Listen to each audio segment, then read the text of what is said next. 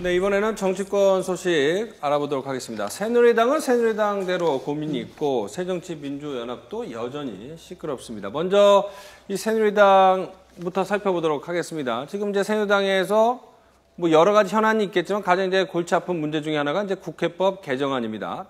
박근혜 대통령이 이제 얼마 남지 않았습니다. 이달 안에 국회법 개정안에 대해서 거부권을 행사하면 어떨까 이런 고민을 하는데 김무성 대표는 청와대의 입장을 존중하겠다. 그러니까 청와대의 뜻을 따르겠다 이렇게 밝혔는데 그의 파트너인 유승민 원내대표는 여전히 국회법 개정안은 맞는 방안이다라고 하고 있거든요. 이거 어떻게 해결이 될까요? 일단 유승민 대표는 그 당내 입장에서 유승민 대표 입장만 표면적으로 보면은 좀 고립무원에 빠지는 형국이 되는 것 같습니다. 왜냐하면 최근 2, 3간의 당내 기류를 보면은 거부권을 행사해서 국회법 개정안이 국회로 다시 돌아오면은 재의결을 하지 말고 그냥 자동 폐기해야 된다라는 기류가 굉장히 많아졌다라고 해요. 이렇게 되면은 사실은 왜 이제 이 문제가 불거진 것이 이 청와대에 대한 어떤 그 좀 공세적 입장을 취하는 뉘앙스를 보였거든요. 왜냐하면은 거부권 유승민 대표 발언 때문에 그렇습니다. 그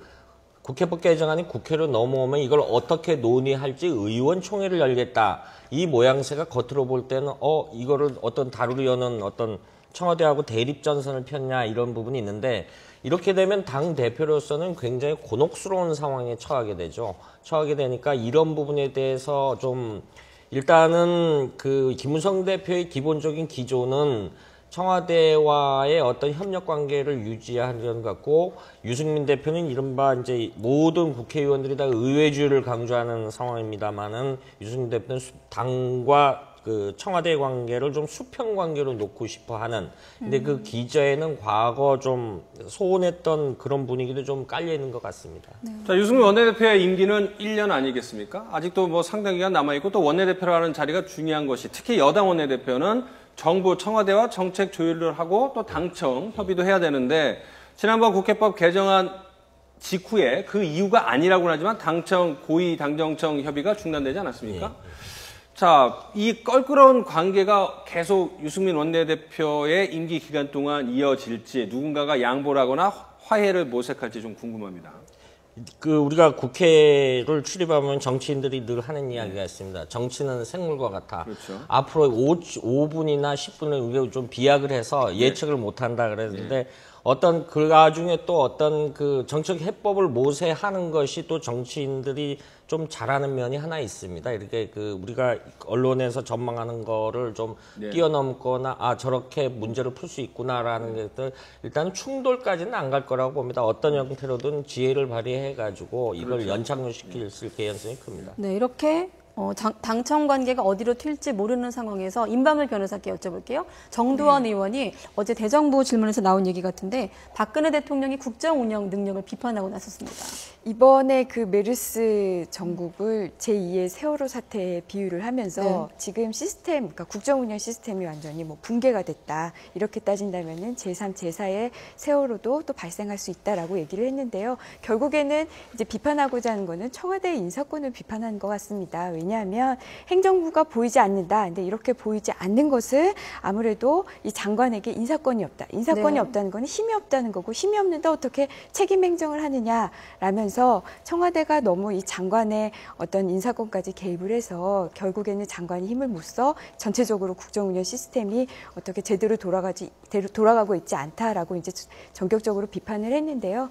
글쎄요, 이 여당 의원이 이제 청와대의 인사권을 직접 거론하면서 인사권 개입을 거론하면서 비판하는 데에 대해서는 청와대도 문제의식을 가져야 될 것이라고 생각하고요. 여기에 대해서 황교안 국무총리는 이제 점검을 해보겠다. 그래서 책임 행정을 하도록 노력하겠다라고 답변을 했는데 뭐 우리 지켜봐야겠죠.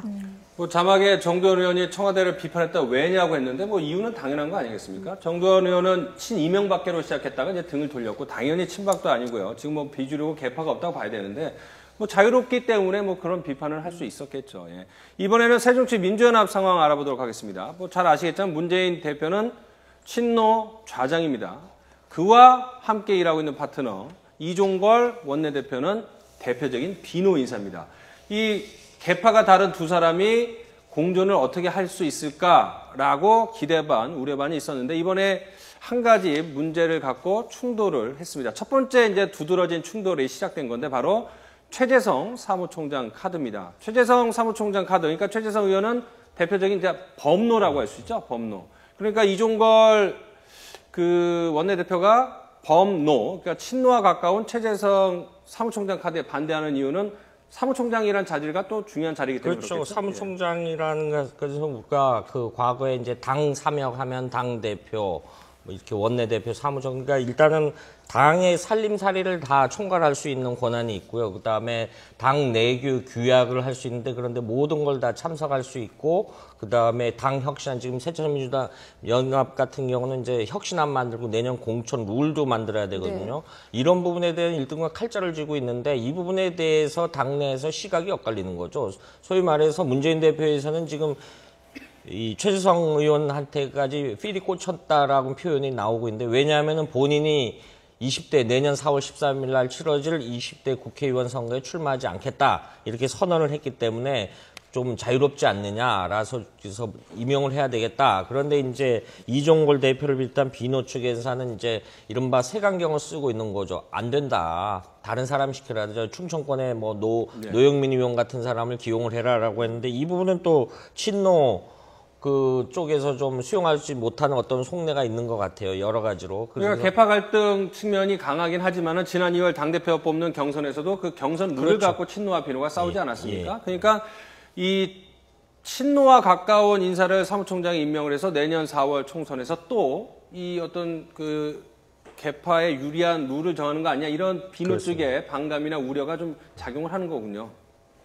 이제 큰 틀에서 보면 재미난 현상이 이제 외형적으로 보면 지금 여당도 당대표와 원내대표한테 약간 갈등 구조고 여기도 갈등 구조. 그래서 일부 언론인은 이제 투톱끼리 갈등이다, 대립이다 이런 표현을 했는데. 그 말이 나온 김에 그 여당에서는 왜 한성교 카드에 친박계 반대가 여전한 건가요?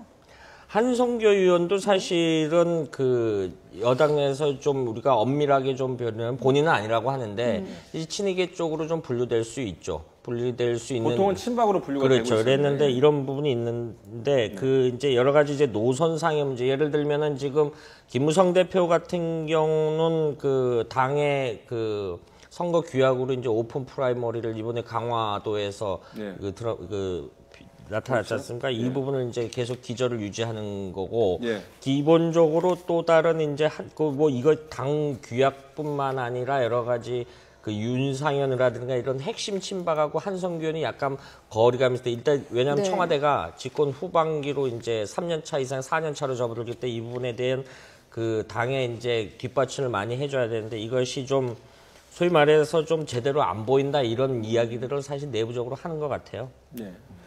그 뭐 한성교 의원 같은 경우에는 박근혜 대통령의 동생 박지만 씨하고 친하고 친박 인사이긴 하나 그 뭐 친박 그 개파 문제는 아니고 그 좀 공천을 충청권이나 다른 좀 사람한테 좀 주는 게 좋지 않냐 뭐 이런 인식이 강하기 때문에 한성교 카드에 대한 어떤 거부적인 반응이 나오는 것 같습니다. 자, 마지막 질문 하나 더 해보죠. 정의학 국회의장, 국회의원의 이제 대통령 정무 특보 겸직을 결국은 허용한다고 결론을 내렸는데요. 임방글 변호사님한테 한번 여쭤보죠.